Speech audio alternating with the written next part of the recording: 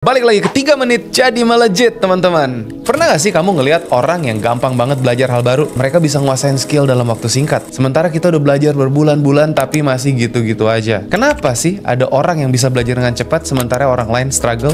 Hari ini kita bakal bahas 5 tips supaya kamu bisa jadi fast learner. Dan yang penting bisa langsung diterapkan di kehidupan sehari-hari, khususnya di Indonesia. Yang pertama teman-teman, fokus dan hapus distraksi. Karena kalau kita ngomongin multitasking itu bohong. Saya demen banget kayak gini. Kebanyakan orang mikir multitasking itu bagus, tapi faktanya otak kita itu nggak dirancang buat ngerjain banyak hal sekaligus. Kalau kamu belajar sambil scrolling Instagram atau dengerin musik yang liriknya ribet, otak kamu nggak bisa fokus 100%. Matikan notifikasi HP selama belajar. Gunakan teknik Pomodoro. Kalau belum pernah dengar, itu fokus 25 menit, istirahat 5 menit, lalu ulangin lagi. Dan cari tempat yang tenang.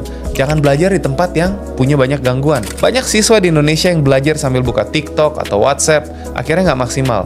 Tapi coba belajar 1 jam aja dengan full fokus, hasilnya bakal beda jauh. Yang kedua teman-teman, be persistent. Belajar itu butuh konsistensi. Salah satu alasan kenapa banyak orang gagal belajar hal baru itu karena mereka gampang menyerah. Ini kita ngomongin brain plasticity theory, menjelaskan bahwa otak kita bisa terus berkembang kalau kita terus melatihnya. Jadi kalau di awal terasa susah, itu wajar. Semua otot-otot kita seperti itu teman-teman ya. Apa yang harus dilakukan? Jangan takut gagal. Kalau baru belajar bahasa Inggris ya bakal salah ngomong dulu, itu normal. Belajar dikit tapi rutin. 15-30 menit sehari jauh lebih efektif daripada belajar 5 jam tapi cuman seminggu sekali. Jadi nikmatin prosesnya. Jangan terlalu mikirin hasil, tapi konsisten.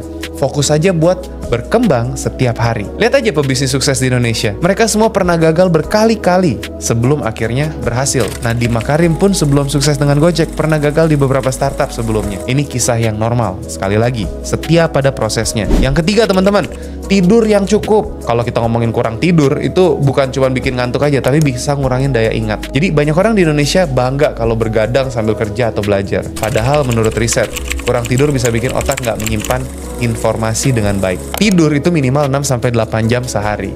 Kalau kamu mau belajar sesuatu, coba review sebelum tidur. Otak akan lebih mudah menyimpan informasi. Jangan minum kopi terlalu malam, bikin susah tidur. Besoknya malah nggak fokus. Di Jepang teman-teman, banyak sekolah mengajarkan siswa buat tidur cukup karena mereka percaya tidur yang baik itu bagian dari strategi belajar. Di Indonesia, banyak mahasiswa bergadang sebelum ujian malah. Dan akhirnya malah ngeblank pas ujian. Saya pernah ngalamin itu juga. Yang keempat tekniknya, kamu harus juga gunakan teknik active learning. Nggak cukup cuman baca. Banyak orang belajar dengan cara yang salah, cuman baca buku atau nonton video tanpa praktek. Gunakan metode Feynman. Kita ngelihat nih, pelajari sesuatu lalu coba jelaskan ke orang lain.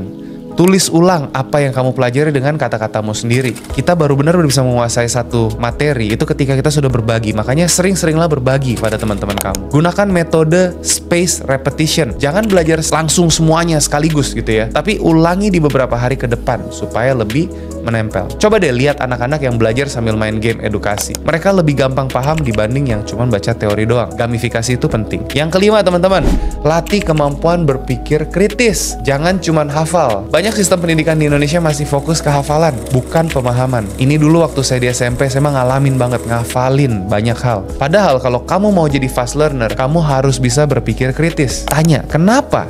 Setiap kali belajar sesuatu, jangan cuma hafal rumus, tapi pahami cara kerjanya. Diskusi dengan orang lain. Debat atau diskusi akan bikin kamu lebih memahami konsep dengan lebih mendalam.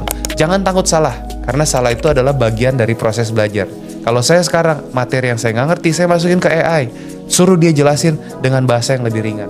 Itu bakal membantu. Banyak startup sukses di Indonesia teman-teman karena pendirinya selalu bertanya kenapa. Mereka nggak cuma ikut tren, tapi benar-benar paham masalahnya sebelum mencari solusi. Jadi ya, sekarang saya tanya, dari semua tips tadi, mana yang paling susah buat kamu lakukan? Komen di bawah teman-teman ya. Dan kita bahas bareng gimana cara jadi fast learner di era digital ini. Sekali lagi, kalau kamu mau belajar lebih banyak dan cari circle yang bikin kamu grow, gabung bareng kita di The Entrepreneur Society. Go bold and beyond.